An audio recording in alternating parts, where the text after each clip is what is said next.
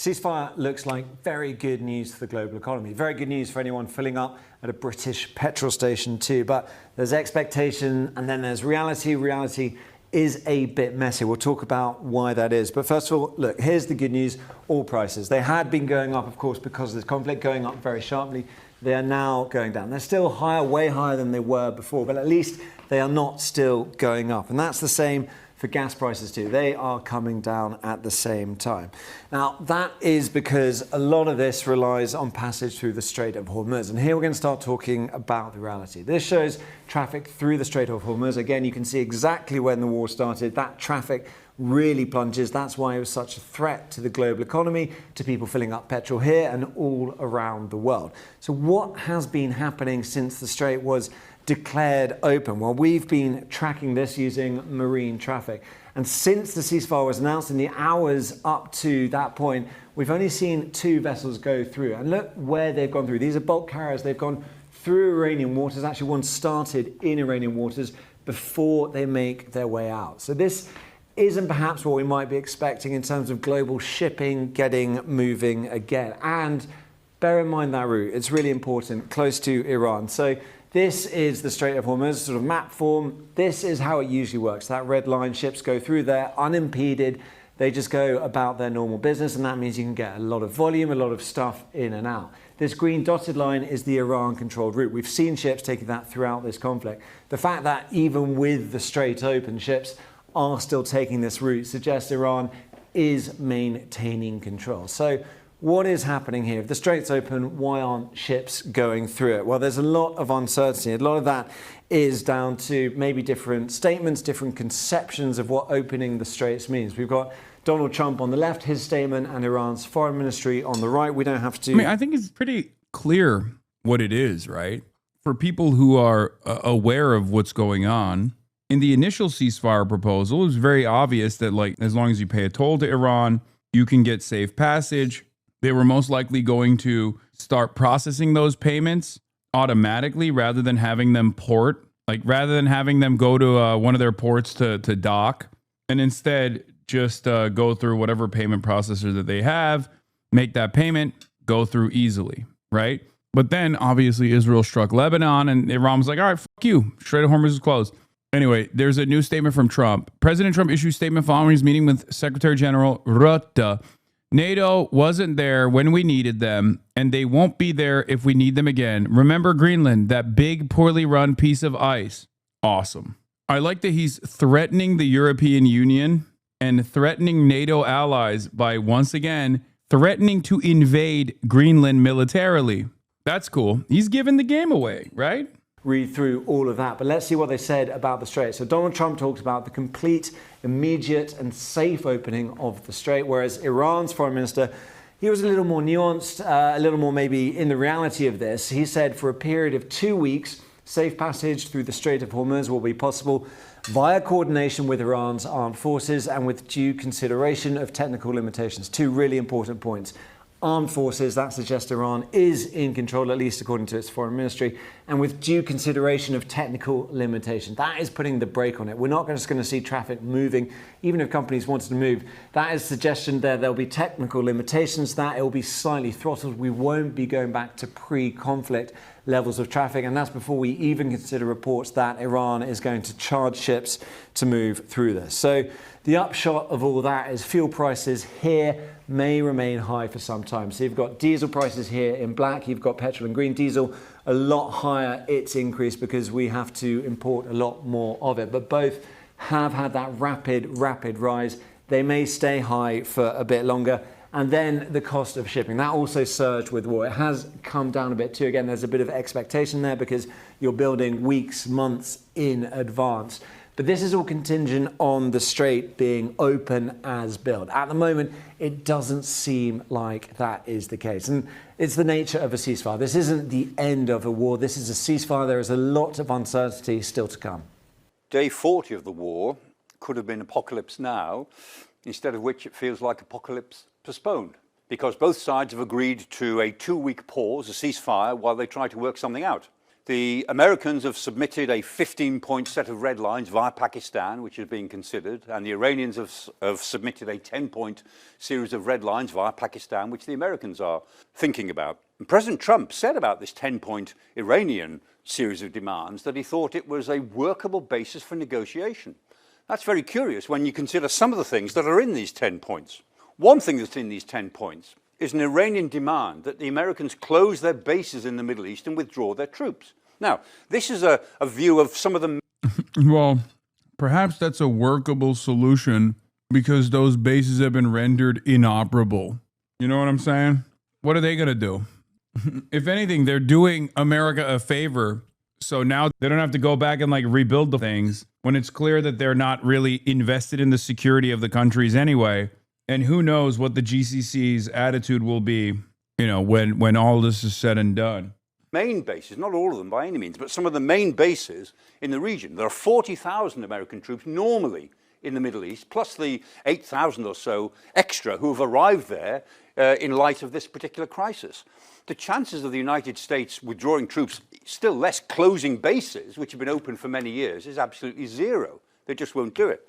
Another Iranian demand is that they be allowed to maintain their civil nuclear power capacity. And they've always said this. We want to be a civil nuclear power, and they say we have no desire to develop a nuclear weapon. Now, they've been lying about that for the last 20-odd years, and presumably they'll continue lying about it. Why? But here's the other issue. In their main nuclear plants, these three were hit. Why? Why are they lying? This is what's so annoying. It's just automatic. Like, anyone that says, I don't think that's the case, actually. Let me tell you what the truth actually looks like. Immediately, you're like, oh, here we go. Another IRGC dick rider. Another Islamic Republic defender. No, man, I'm just defending the truth. Like, why can't we engage in truthful discourse? If you got a biased position against Iran, you can say that you're biased against it. At least say the truth. By the United States, Fordo, Natanz, and Isfahan, not Bushehr in the south. They were hit last year. And somewhere in the rubble of those three plants, it is believed that the Iranians have got 400 kilos of highly enriched uranium, enriched to about 60%, highly enriched uranium. It may be under the rubble of Isfahan, maybe it's under the rubble of Natanz, maybe it's been split up into two. You know what's so annoying about it too? Like what he just casually said right there, no one agrees with. Like no one, the International Atomic Energy Agency disagrees with that statement, and they are obviously the most knowledgeable, right? The only people that repeat this lie, or where this lie comes from, is Israel, and also by way of Israel, America. Your own governments don't believe this. It's just so stupid. 2 or 3 tranches, or maybe it is under... The CIA and the U.S. State Department also don't agree with that sentiment, or agree with that assessment either, but at least like American politicians will say it, right? Like they advance that lie. Even if the actual intelligence shows the exact opposite reality, at least there's like American politicians who lie about it and Israeli politicians who lie about it. Underneath Pickaxe Mountain, which was built near the Natanz plant, and it's very, very deep, very inaccessible, and it's possible that the Iranians moved their uranium into Pickaxe Mountain before the attack of June last year. Either way, the United States is not going to get its hands on this 400 kilos of highly enriched uranium, whatever it says about Iran's nuclear ambitions for the future.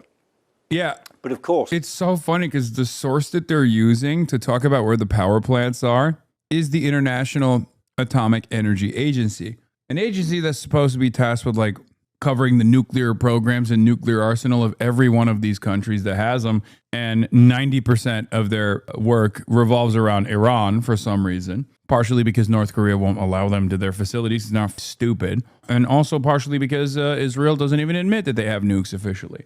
It is a spy agency, 100% for the record.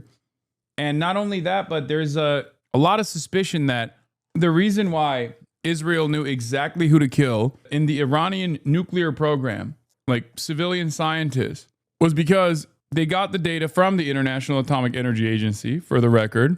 Just another incredible cruelty. Another instance where we have shown our hand. We've shown our real interests. We've shown how violent and barbaric we are, how perfidious we are. The most immediate issue is the Strait of Hormuz. And Donald Trump has said that these straits will be released as of today, that the straits will immediately become open to shipping. The Iranians have said, well, they will open in the next day or so. But here's the big issue. The normal channel in the Strait of Hormuz goes like that, right around the straits and then along the Iranian side of the Gulf itself. But in the last few days, those ships that they've been allowing through have had to take a different route via the toll booth. And this is where they have to go north of Larak Island and effectively pay their tolls before they get out of the Gulf again. Because in Larak Island, the Iranians can take a good look at them. They could sink them if they wanted to. They can turn them back. And today, so far, day 40, all of the ships that have left the Gulf have been going north of Larak Island. So the Iranians are still operating their restrictive policy so far. If in the coming days they go back to the traditional shipping route, that will be a relief, but it's by no means guaranteed. Donald Trump can make lots of differences in the world. He can influence many things. One thing he can't really influence is Israel's war in Lebanon. The Iranians have said that all fighting must stop, but the Israelis have made it very clear with the most extensive attacks today on Lebanon since the 28th of February that this ceasefire is not to them. They actually will carry on with their war against Hezbollah in Lebanon, whatever happens in the Iran-United States arrangements. Which leaves President Trump claiming victory. He says that we have been completely successful diplomatically on all fronts. Well, if we look at all the things that the president has said over the last few weeks about what America's aims are, and they keep changing, but if we put them all together, the fact is not one of those aims has been unambiguously achieved. And some of them are in a worse state now than they were before he started. This is the same exact dynamic we watched unfold when biased mainstream resources and legacy publishers that had no investment in telling the truth about what was going on the ground in Gaza would, or the ambitions of Hamas, the ambitions of the Palestinian Islamic Jihad, the Palestinian resistance, they just misinformed their populations. They misinformed the public. And they're doing the same thing right now. And it's even dumber because at least like in that circumstance, albeit still totally unacceptable, these were non-state actors. Non-state actors that don't have English language communicators, non-state actors who were effectively shut out from developing a line of communication with the rest of the world, right? So it was much easier to disparage them and to refuse to listen to what their demands were. But like doing it to Iran is incredibly stupid because it's a sovereign state. It's a fully fledged country. It has a foreign minister that speaks English perfectly. And it makes it even dumber. To me, it's even dumber that they're trying to do this with Iran, where they're like, oh, what could the ambitions be here? Oh, well, America tried to achieve its military objectives and there's miscommunication taking place in the back and forth conversation. It's like, no, there isn't. It's confusing to you if you're just not paying attention at all. It's confusing to you if you have a totally distorted framework that you're operating off of. You're totally biased. And your job is not to really look at this stuff and try to interpret it. None of this stuff is strange. And the reason why I'm bringing this up, the reason why I'm maintaining this position is because you have to look at why this ceasefire took place. Look at why the ceasefire happened.